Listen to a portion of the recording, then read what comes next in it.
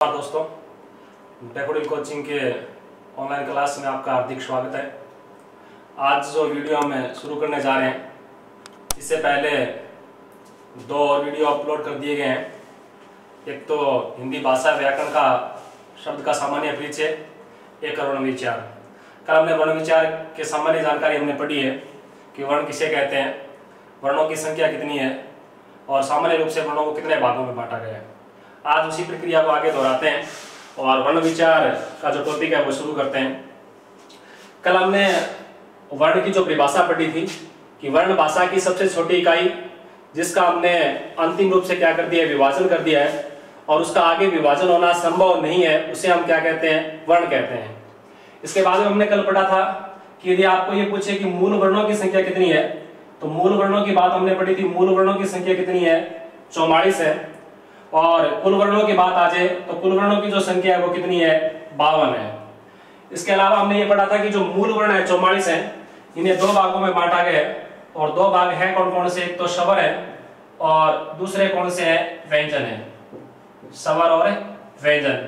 स्वर और व्यंजन की परिभाषा के रूप में हमने अंतर ये पढ़ा है कि वे वर्ण ध्वनियां जिनका उच्चारण स्वतंत्र रूप से होता है या जिनके उच्चारण में किसी अन्य वर्ण की हमें सहायता नहीं लेनी पड़ती है, वे वर्ण ध्वनियां क्या कहलाती है, स्वर वर्ण ध्वनियां कहलाती है।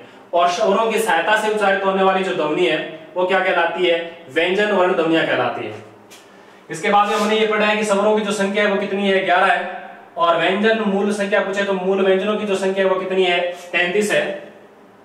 इसके बाद में 11 जो मूल ये 11 जो स्वर है इन्हें दो भागों में बांटा गया है।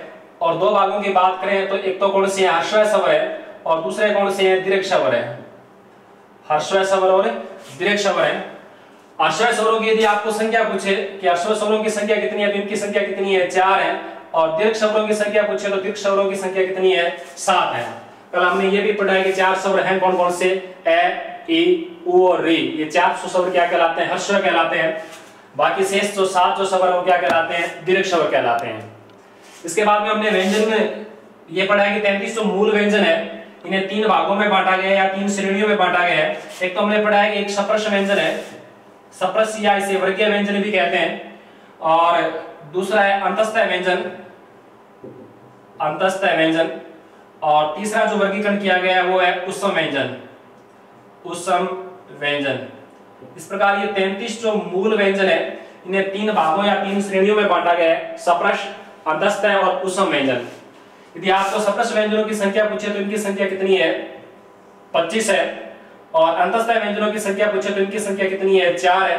और उत्सम व्यंजनों की संख्या पूछे तो इनकी संख्या भी कितनी है, 4 है। सप्रश 25 है कौन कौन से, तो कल हमने ये पढ़ा था कै से लेकर मै तक। कै से लेकर तो मै तक जो वर्ण है, 5 जो वर्ग है, ये जो कै से लेकर मै तक जो वर्ण है वो क्या कहलाते हैं, सप्रश या वर्गीय व्यंजन कहलाते हैं। और इनकी जो संख्या है वो कितनी मानी गई है, 25 मानी गई है। और यदि आपको ये पूछ रहे सप्रशी व्यंजन कितने हैं, सप्रश पूछे तो 25 ताना है, और सप्रशी की संख्या पूछे तो सप्रशी की संख्या कितनी है, 16 है। ये हम आगे पढ़ेंगे सप्रशी व्यंजन के बारे में। अंतःस्थय व्यंजन कितने हैं, 4 है। 4 है कौन कौन से, एक तो ये है, र, ल और व। ये 4 जो वर्ण है वो क्या कहलाते हैं, अंतःस्थय व्यंजन कहलाते हैं। और 4 ही क्या है, उत्सम वर्ण है। और 4 उत्सम है कौन सा, क्ष, श, स और है। ये जो 4 जो वर्ण है वो कौन से वर्ण है, उत्सम वर्ण कहलाते हैं। इस प्रकार कल हमने वर्ण विचार के अंदर वर्ण की परिभाषा पढ़ी है।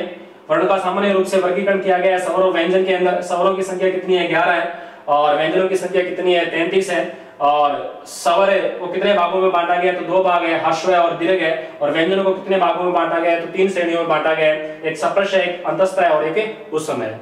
आज हम वर्ण विचार के अंदर स्वर का जो विभाजन है, स्वरों का जो विभाजन किया गया है उसके बारे में पढ़ेंगे। स्वरों का विभाजन,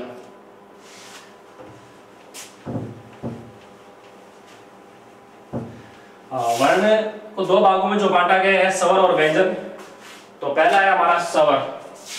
यदि हम स्वर की बात करें, परिभाषा के रूप में देखें तो स्वतंत्र रूप से उच्चारित होने वाली जो ध्वनियां है वो ध्वनियां क्या कहलाती है, स्वर ध्वनियां कहलाती है। स्वतंत्र रूप से उच्चारित होने वाली जो ध्वनियां वो क्या कहलाती है, स्वर ध्वनियां कहलाती है। और इन स्वरों की यदि आपको संख्या है तो संख्या कितनी है, 11 है। संख्या कितनी है, 11 है। और 11 स्वर हैं कौन कौन से? तो 11 स्वरों की हम बात करें, ए, आ, ई, उ, रे, ए, आई, ओ और औ। ये जो क्या माने जाते हैं? 11 स्वर माने जाते हैं। लेकिन आपको ये पूछे कि 11 स्वरों की संख्या है वो तो कितनी है? 11 है, लेकिन इनकी जो मात्राएं हैं वो मात्राएं कितनी है? संख्या पूछ ले 10 है, 11 है या 12 है, तो मात्राएं की जहां पर बात आएगी तो मात्राएं इनकी कितनी है? मात्राएं 10 है। मात्रा से तात्पर्य ये है कि जब हम इनका जो उच्चारण करते हैं, उच्चारण में जो समय लगता है, जो इकाई है, उस इकाई को हम क्या कहते हैं? मात्रा कहते हैं। तो प्रत्येक स्वर की हम बात करें 11 स्वर के अंदर, तो एक जो ए स्वर है उसकी व्यंजनों के साथ कोई भी मात्रा नहीं लगती है। ए स्वर जब हम किसी भी वर्ण के साथ जोड़ते हैं, इस प्रकार ये क व्यंजन वर्ण है, इसके साथ जब हम ए स्वर की मात्रा जोड़ेंगे तो इसके अलग से कोई मात्रा नहीं लगती है। तो कै जो स्वर है वो ए स्वर क्या कहलाता है? एक उदासीन स्वर कहलाता है। कौन सा स्वर कहलाता है? उदासीन स्वर। यहाँ से प्रश्न पूछा जा सकता है कि निम्न में से उदासीन स्वर कौन सा है? तो ए जो स्वर है इसकी कोई भी मात्रा नहीं मानी जाती है, तो ए स्वर क्या माना जाता है? उदासीन स्वर माना जाता है। बाकी जो 10 स्वर है उनकी अलग अलग मात्रा होती है। आ की मात्रा के रूप में देखें तो ये आ की मात्रा है, ये छोटे ई की मात्रा है, ये बड़े ई की मात्रा है, ये छोटे ऊ की मात्रा है, ये बड़े ऊ की मात्रा है, और ये रे की मात्रा है, ये ए की मात्रा है, ये ऐ की मात्रा है, ये ओ की मात्रा है, और ये किसकी मात्रा है? ओ की मात्रा है। लेकिन जो ए जो स्वर है और ए स्वर की कोई मात्रा नहीं होती है, इसलिए इसे क्या कहते हैं? उदासीन स्वर कहते हैं। तो स्वर की परिभाषा के रूप में हमने देखें तो स्वतंत्र रूप से उच्चारित होने वाली जो ध्वनियां है वो ध्वनियां क्या कहलाती है? स्वर ध्वनियां कहलाती है। अर्थात जिन ध्वनियों के उच्चारण में किसी अन्य वर्ण की हमें सहायता न लेनी पड़े वो ध्वनि क्या कहलाती है? स्वर ध्वनियां कहलाती है। संख्या की बात पूछे तो संख्या कितनी है? 11 है। और मात्राएं की बात पूछे तो मात्राओं की संख्या कितनी है? 10 है। और इनमें से कौन सा स्वर है जिसकी कोई मात्रा नहीं है? तो आपको बताना है ए स्वर है, उसकी कोई अलग से मात्रा नहीं है, इसलिए क्या कौन सा स्वर माना जाता है? उदासीन स्वर माना जाता है। कौन सा स्वर माना जाता है? उदासीन स्वर माना जाता है। अब हम पढ़ेंगे स्वरों का जो विभाजन किया गया है, वर्गीकरण किया गया है। स्वरों का विभाजन,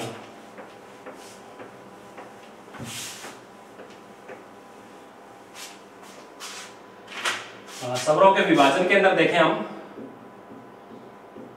स्वरों का विभाजन या स्वरों का वर्गीकरण। स्वरों का विभाजन एक तो हम पढ़ेंगे उत्पत्ति के आधार पर स्वरों का विभाजन। किसके आधार पर? उत्पत्ति के आधार पर। उत्पत्ति के आधार पर स्वरों का वर्गीकरण। एक हम पढ़ेंगे मात्रा काल के आधार पर स्वरों का वर्गीकरण। मात्रा काल, मात्रा काल या उच्चारण काल के आधार पर स्वरों का वर्गीकरण।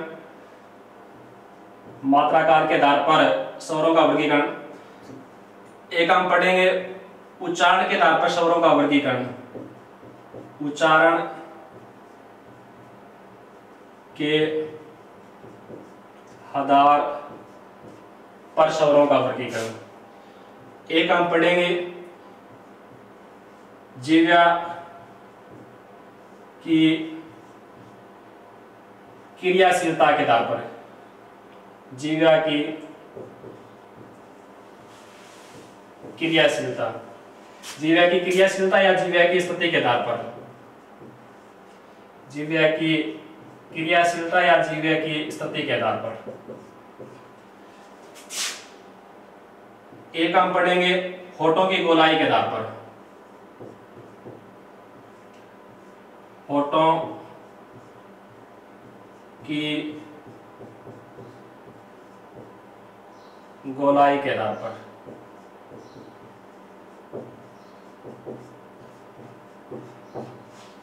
जो स्वरों का जो विभाजन किया गया है, एक तो हम पढ़ेंगे उत्पत्ति के आधार पर, एक मात्रा काल या उच्चारण काल के आधार पर, एक उच्चारण के आधार पर, एक जीव्या की क्रियाशीलता या जीव्या की स्थिति के आधार पर, एक होठों की गोलाई के आधार पर। एक वर्गीकरण हम पढ़ेंगे मुखाकृति के आधार पर या मुख के आधार पर। मुखाकृति के आधार पर।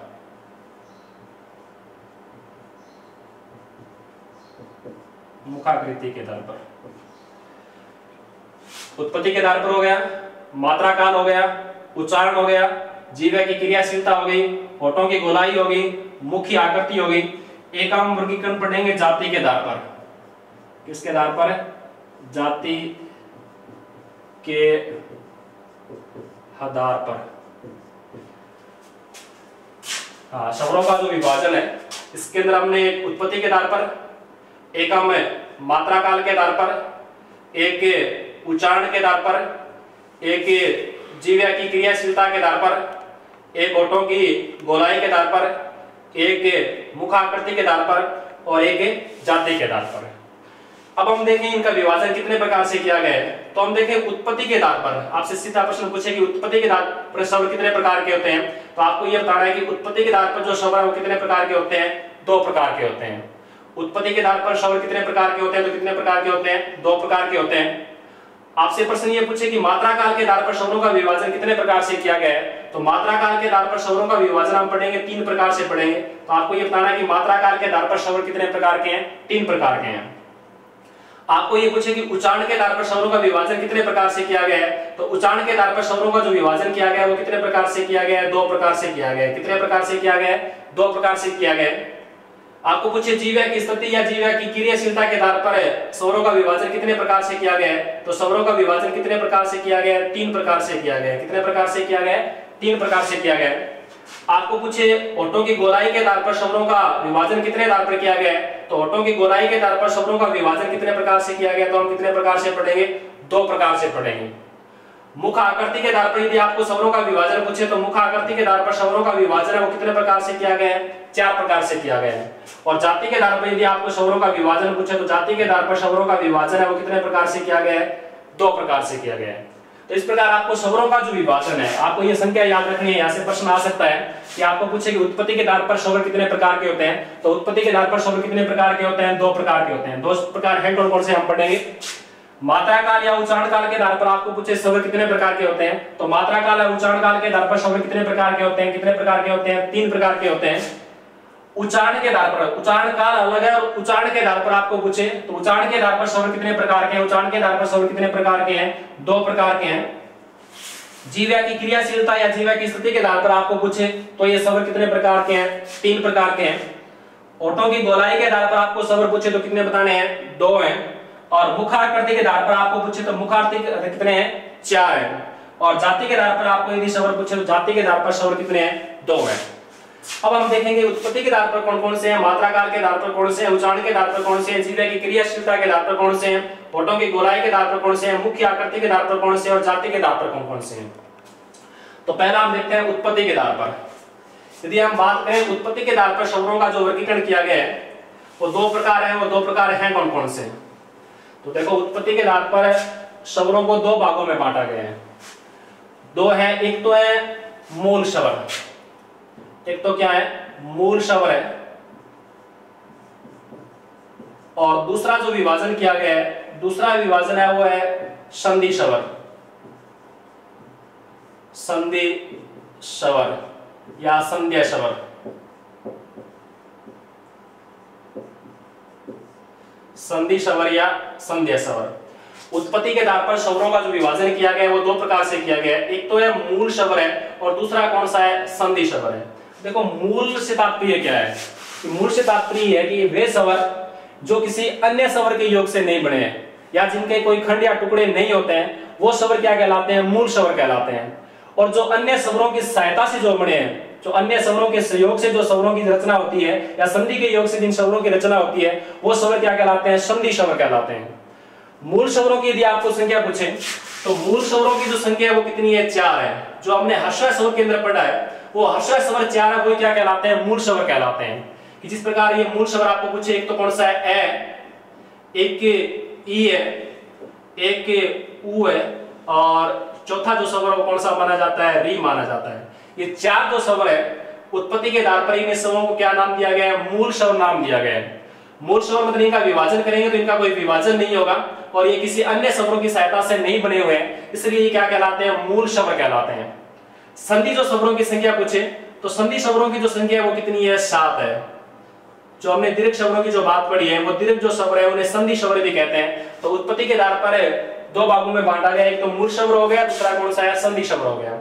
मूल स्वरों की संख्या कितनी होगी, 4 होगी, और संधि स्वरों की संख्या कितनी है, 7 है।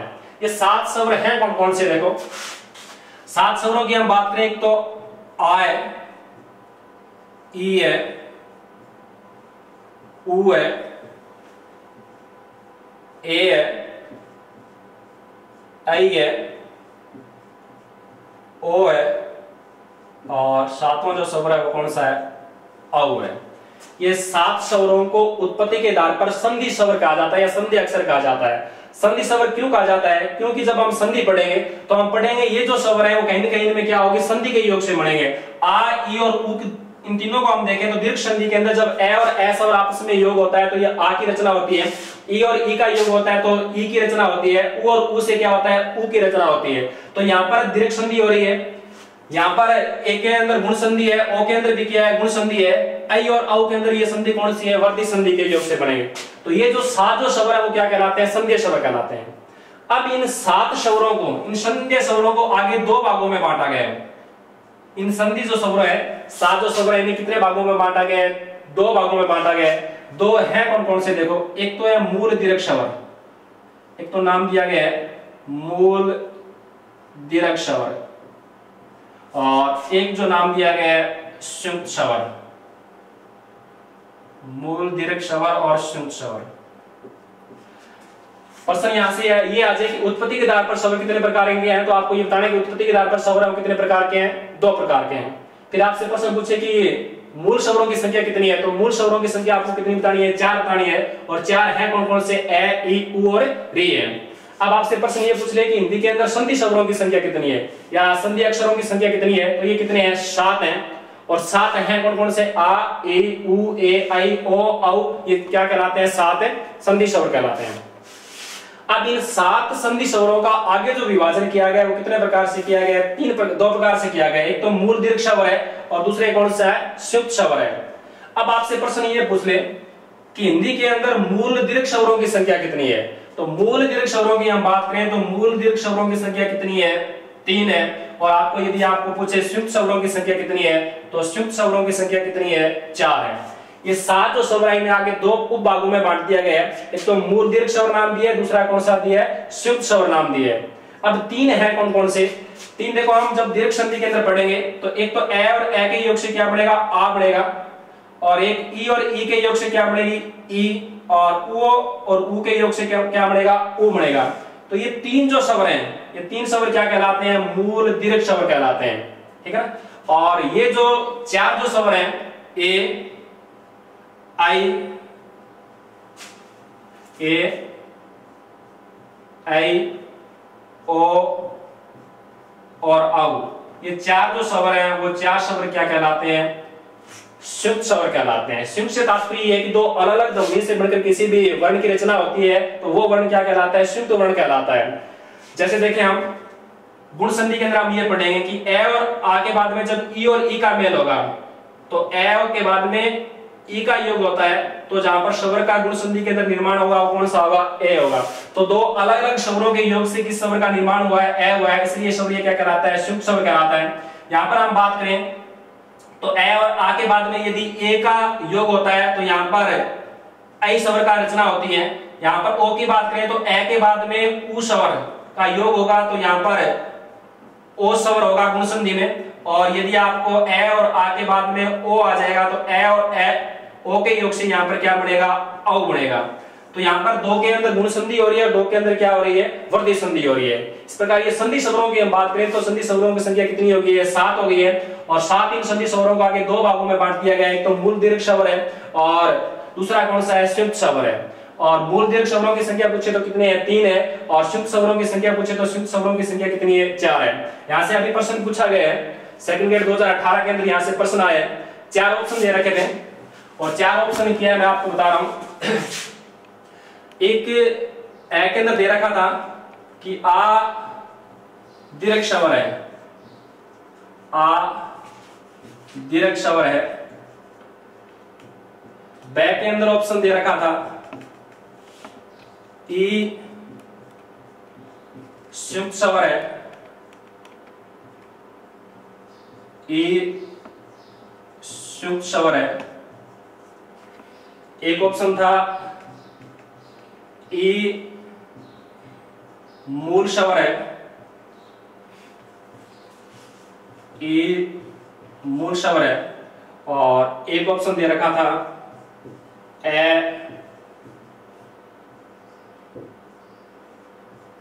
कंठ स्वर है या ए कंठ्य स्वर है। इस प्रकार ये ऑप्शन दे रखे थे चार कि आ दीर्घ स्वर है, ई संयुक्त स्वर है, ई मूल स्वर है और ए क्या है, कंठ्य स्वर है। इन चारों में से सही कौन सा है और गलत कौन सा है, ये चारों में से एक सही आपको बताना था। तो ये प्रश्न ये पूछा कि आ दीर्घ स्वर है, हमने ये पढ़ा है कि आ है वो क्या है, मूल दीर्घ स्वरों में गिना जाता है। तो आ यहाँ पर क्या है, दीर्घ स्वर है। ये बात यहाँ पर सही है कि आ यहाँ पर क्या है, दीर्घ स्वर है, ये ऑप्शन भी सही है। यहाँ पर दे रखा है ई क्या है, मूल स्वर है। हमने ये पढ़ा है कि मूल स्वरों की जो संख्या है वो कितनी है, चार है। एक ए है, ई है, उ है और रे है। ये चार क्या है, मूल स्वर है। तो ये कथन भी सही है कि ई क्या है, मूल स्वर है। और जब हम उच्चारण स्थान की बात पढ़ेंगे तो ए और आ का उच्चारण स्थान क्या माना जाता है, कंठ्य माना जाता है। तो ए स्वर भी क्या है, यहाँ पर कंठ्य स्वर है, ये भी कथन सही है। लेकिन यहाँ पर ये दे रखा है कि ई क्या है, संयुक्त स्वर है। तो ई क्या है, संयुक्त स्वर नहीं है।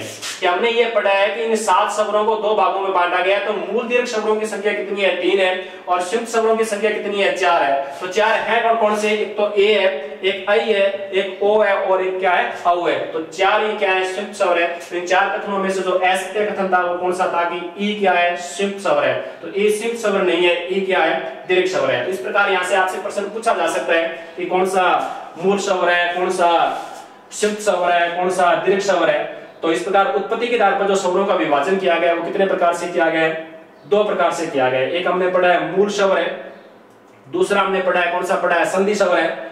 मूल स्वरों की संख्या हमने पढ़ ली है 4 है, और संधि स्वर या संधि अक्षर या संधि स्वरों की जो संख्या कितनी है, 7 है। और फिर इन संधि स्वरों को आगे 2 भागों में बांटा गया है। एक मूल दीर्घ स्वर नाम दिया गया है, दूसरा दिया है संयुक्त स्वर दिया गया है। और आपको पूछे मूल दीर्घ स्वरों की संख्या कितनी है, तो कितनी है, 3 है, और संयुक्त स्वरों की जो संख्या है वो कितनी है, 4 है। इस प्रकार हमने स्वरों का जो पहला विभाजन है उत्पत्ति के आधार पर वो हमने पढ़ लिया है कि ये 2 भागों में बांटा गया है। इसके बाद में हमने ये पढ़ा है कि उच्चारण के आधार पर या मात्रा काल के आधार पर स्वर कितने प्रकार के हैं। तो मात्रा काल के आधार पर स्वर कितने प्रकार के हैं, तो हमने ये पढ़ा है कि मात्रा काल के आधार पर जो स्वर है वो कितने प्रकार के हैं, 3 प्रकार के हैं।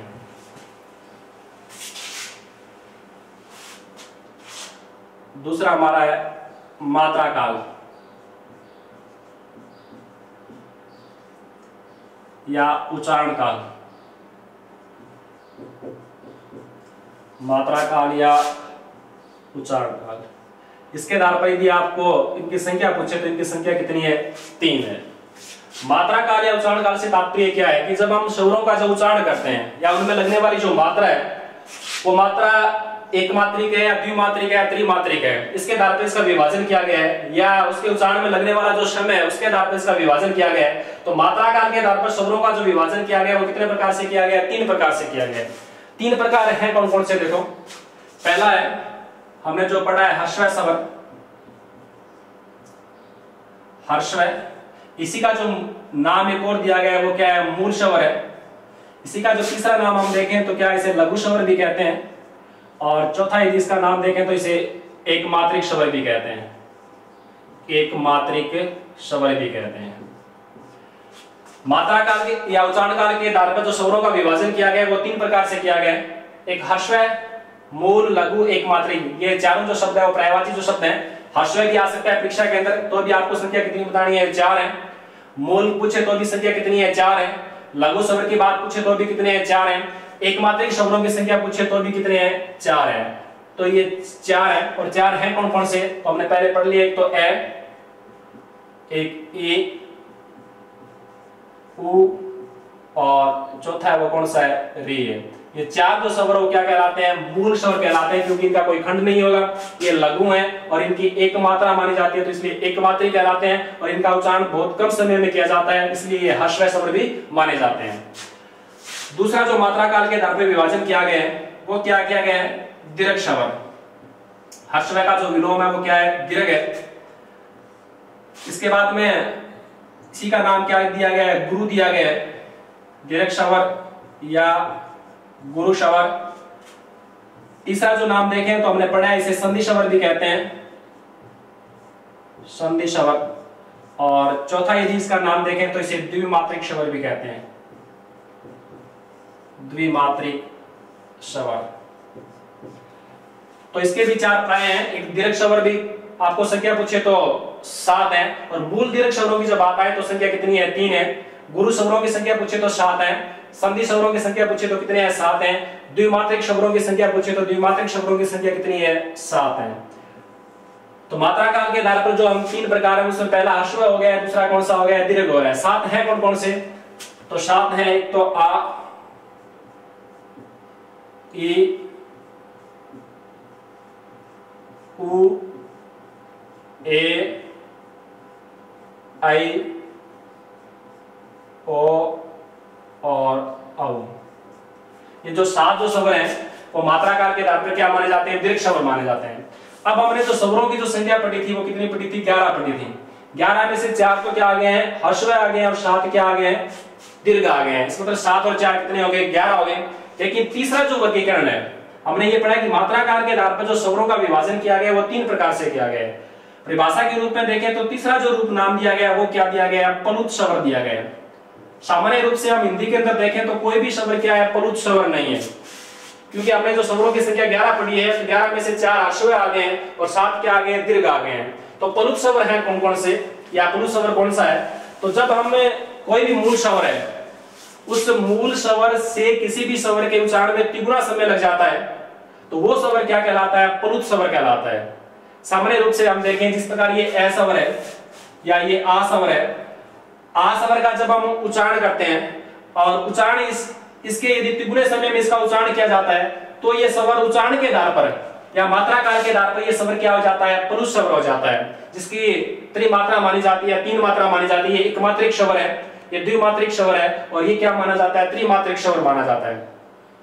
किसी भी स्वर को प्लुत स्वर बनाने के लिए, कोई भी स्वर है उसे प्लुत स्वर बनाने के लिए उस स्वर पर हम क्या लगाते हैं? एक चिन्ह लगाते हैं। जिस प्रकार ये आ है, आ स्वर को यदि हमें प्लुत स्वर के रूप में दर्शाना है तो ऊपर एक किस प्रकार का चिन्ह लगाया जाता है? तो ये जो चिन्ह है, ये चिन्ह क्या कहलाता है? प्लुत चिन्ह कहलाता है। क्या कहलाता है? प्लुत चिन्ह कहलाता है। तो इस प्रकार मात्रा या उच्चारण काल के आधार पर स्वरों का जो विभाजन किया गया है वो कितने प्रकार से किया गया है? 3 प्रकार से किया गया है। एक तो ह्रस्व स्वर है, एक दीर्घ स्वर है, और तीसरे कौन से हैं? प्लुत स्वर है। तो ह्रस्व स्वरों की यदि आपको संख्या पूछे तो इनकी संख्या कितनी है? 4 है। दीर्घ स्वरों का हमें संख्या पूछे तो इनकी संख्या कितनी है? 7 है। सामान्य रूप से हिंदी के अंदर कोई भी स्वर क्या है? प्लुत स्वर नहीं है, लेकिन जब किसी स्वर का उच्चारण उसके ठीक तिगुने समय में किया जाता है तो वो स्वर क्या हो जाता है? प्लुत स्वर होता है। और उसको प्लुत स्वर को दर्शाने के लिए उस पर इस प्रकार का चिन्ह लगाया जाता है, ये प्लुत चिन्ह है। और ये यदि लगा दिया जाता है तो अब आ जो स्वर है वो दीर्घ स्वर नहीं कहलाएगा। अब ये व्याकरण कोटि से ये स्वर क्या कहलाता है? प्लुत स्वर कहलाता है। सामान्य रूप से हिंदी के अंदर एक शब्द ये प्रचलित है, ओम। ये इस प्रकार ओम, जब हम ओम का उच्चारण करते हैं तो ओ से ठीक तिगुने समय में इसका क्या होता है? उच्चारण होता है। तो ये जो ओम है, ये जो स्वर क्या कहलाता है? प्लुत स्वर कहलाता है। तो इस प्रकार हमने 2 विभाजन पढ़ लिए हैं। एक तो उत्पत्ति के आधार पर पढ़ा है, उत्पत्ति के आधार पर हमने 2 भागों में पढ़े हैं, एक तो मूल और संधि स्वर, और दूसरा हमने मात्रा काल के आधार पर पढ़ा है। मात्रा काल के आधार पर स्वरों की संख्या कितनी है? 3 है। 3 ह्रस्व हो गया, दीर्घ हो गया और प्लुत हो गया।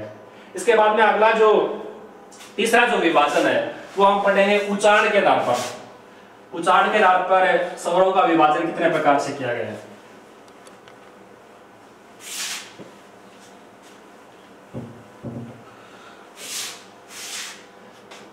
हाँ, तीसरा है उच्चारण के आधार पर। उच्चारण के आधार पर, उच्चारण के आधार पर स्वरों का जो वर्गीकरण किया गया है वो कितने भागों में किया गया है? 2 प्रकार से किया गया है। उच्चारण के आधार पर स्वरों का जो विभाजन किया गया है वो कितने प्रकार से किया गया है? 2 प्रकार। 2 प्रकार हैं कौन कौन से? देखो, एक तो है अनुनासिक स्वर,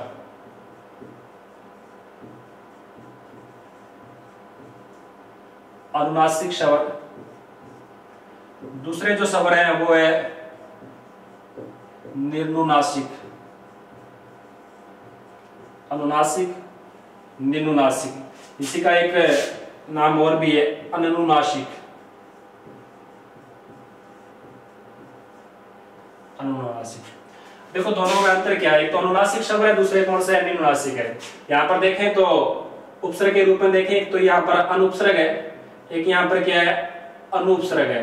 अन और अनु, और मूल शब्द के रूप में देखें तो यहाँ पर नासिक, अन और अनु प्लस में नासिक। अन का अर्थ क्या होता है, नहीं होता है, और अनु का अर्थ यहाँ पर क्या है, पीछे है। नासिक से तात्पर्य यहाँ पर क्या है कि जब हम स्वरों का जो उच्चारण करते हैं, और स्वरों का उच्चारण करते समय जो प्राण जो वायु है वो मुख्य के साथ साथ नाक से भी जो प्राण वायु निकलती है वो स्वर क्या कहलाते हैं, अनुनासिक स्वर कहलाते हैं। कि जिन स्वर ध्वनियों का उच्चारण करते समय जो प्राण जो वायु है मुख के साथ साथ नाक से भी हवा निकलती है वो स्वर वो क्या कहलाते हैं, अनुनासिक स्वर कहलाते हैं। और निर्नासिक हम देखें तो जिन स्वरों का उच्चारण केवल मुख से किया जाता है वो स्वर क्या कहलाते हैं, निर्नासिक कहलाते हैं। केवल मुख से उच्चारित होने वाली जो ध्वनियां है वो ध्वनियां क्या कहलाती है, निर्नासिक ध्वनियां कहलाती है। और मुख और नाक दोनों से उच्चारित होने वाली ध्वनियां क्या कहलाती है, अनुनासिक ध्वनियां कहलाती है। अब बात यह है कि अनुनासिक स्वरों की संख्या कितनी है और निर्नासिक स्वरों की संख्या कितनी है। हमने जो 11 जो मूल जो स्वर पढ़े हैं, 11 जो स्वर हमने पढ़े हैं, वो 11 के 11 जो स्वर हैं, वो जो सभी जो स्वर हैं वो उच्चारण के आधार पर आपको पूछे तो उच्चारण के आधार पर जो सभी स्वर वो क्या माने जाते हैं, निर्नासिक स्वर माने जाते हैं। ऐसे लेकर अब तक जितने भी स्वर हैं उच्चारण के आधार पर आपको ये पूछे कि उच्चारण के आधार पर ये क्या है, अनुनासिक स्वर है या निर्नासिक स्वर है, तो उच्चारण के आधार पर ये 11 के 11 जो स्वर वो क्या माने जाते हैं, निर्नासिक स्वर माने जाते हैं। क्योंकि इनका जब हम उच्चारण करते हैं तो केवल जो प्राणवायु वो केवल मुख से बाहर निकलती है, तो ये जो स्वर क्या कहलाते हैं, निर्नासिक या अनुनासिक स्वर कहलाते हैं। अब अनुनासिक स्वर कौन से हैं, अनुनासिक स्वरों की हम बात करें तो मुख और नाक दोनों से है। किसी भी स्वर को अनुनासिक बनाने के लिए उस पर हम क्या करते हैं, चंद्र बिंदु लगाते हैं। क्या लगाते हैं, चंद्र बिंदु लगाते हैं। जिस प्रकार ये ए या आ है, इसको यदि अनुनासिक स्वर बनाना है, अनुनासिक स्वर बनाएंगे तो इस पर आप क्या लगाएंगे, चंद्र बिंदु लगाएंगे। अब इसका जो उच्चारण किया जाएगा वो केवल मुख से नहीं होकर मुख और नाक दोनों से होता है। जिस प्रकार हम एक शब्द के माध्यम से देखें तो ये एक शब्द है आंख। अब इसका हम जब उच्चारण करते हैं तो इसका उच्चारण क्या होगा, आंख होगा। क्योंकि यहाँ पर आ जो स्वर है ये मूल जो स्वर निर्नासिक स्वर है, इसका उच्चारण हम केवल किससे करेंगे, मुख से करेंगे। और जब इस पर हम क्या लगा देंगे, चंद्र बिंदु लगा देंगे। अब इसका जो उच्चारण है वो किसमें, मुख और नाक दोनों से ध्वनि आनी चाहिए। तो अब इसका उच्चारण क्या होगा, आंख होगा। क्या होगा, आंख। तो ये जो आ जो स्वर है ये स्वर क्या कहलाएगा, यहाँ पर अनुनासिक स्वर कहलाएगा। इसी प्रकार हम देखें ये शब्द है गाओ, ये क्या है, गा के अंदर के अंदर आ की ध्वनि है, इसका उच्चारण हम करेंगे तो क्या होगा, गाओ होगा। लेकिन जब इस पर हम चंद्र बिंदु लगा देंगे अब इसका उच्चारण करेंगे तो क्या होगा, गांव होगा, गांव। तो मुख और नाक दोनों से जो ध्वनियां जो निकलती है वो ध्वनियां क्या कहलाती है, अनुनासिक स्वर ध्वनियां कहलाती है। तो इनकी भी हम संख्या देखें तो इनकी संख्या कितनी है, 11 है। यदि हम किसी भी स्वर को अनुनासिक बनाते हैं तो उस पर एक चिन्ह लगाते हैं जिसे क्या कहते हैं, चंद्र बिंदु कहते हैं। और ये चंद्र बिंदु लगाने के बाद में ये हमें ये दर्शाता है कि अब आपको इन स्वरों का जो उच्चारण है वो मुख और नाक दोनों से करना है। क्या, तो अनुनासिक और निर्नासिक। तो उच्चारण के आधार पर स्वरों का जो विभाजन किया गया वो कितने प्रकार से किया गया, 2 प्रकार से किया गया। एक अनुनासिक स्वर है, दूसरे कौन से है, निर्नासिक स्वर है। तो परिभाषा के रूप में हम देखें तो मुख और नाक दोनों से उच्चारित होने वाली जो ध्वनियां है वो ध्वनियां क्या कहलाती है, अनुनासिक ध्वनियां कहलाती है। और किसी भी स्वर को अनुनासिक बनाने के लिए उस पर एक चिन्ह लगाया जाता है जिसे हम क्या कहते हैं, चंद्र बिंदु कहते हैं। और चंद्र बिंदु का चिन्ह दर्शाया जाता है, वो स्वर क्या हो जाता है, अनुनासिक स्वर हो जाता है। और जिन स्वर ध्वनियों का उच्चारण करते समय प्राणवायु केवल मुख से जो उच्चारित होती है वो ध्वनियां क्या कहलाती है, निर्नासिक या अनुनासिक कहलाती है। 11 के 11 जो स्वर है वो उच्चारण के आधार पर क्या माने जाते हैं, निर्नासिक स्वर माने जाते हैं। तो इस प्रकार हमने जो स्वरों का जो विभाजन है उसमें 3 विभाजन पढ़ लिए हैं। एक हमने उत्पत्ति के आधार पर पढ़ लिया है, और एक उच्चारण के आधार पर हम पढ़ रहे हैं, और तीसरा जो वर्गीकरण है, अगला जो वर्गीकरण है वो हम पढ़ेंगे जीव्या की स्थिति के आधार पर। किसके आधार पर, जीव्या की स्थिति के आधार पर।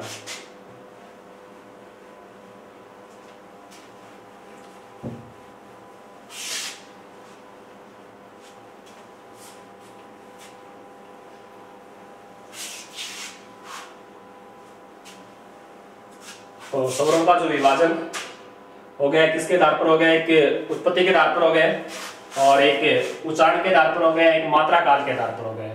चौथा है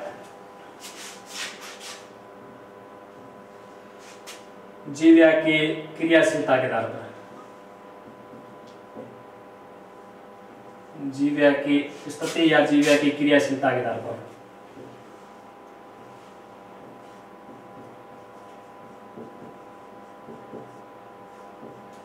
इसके आधार पर हमने पढ़ा है कि जीव्या की क्रियाशीलता या जीव्या की स्थिति के आधार पर जो विभाजन किया गया है वो कितने प्रकार से किया गया है? 3 प्रकार से किया गया है। कितने प्रकार से किया गया है? 3 प्रकार से किया गया है। अब देखो 3 प्रकार हैं कौन कौन से। एक तो है अगर शवर है,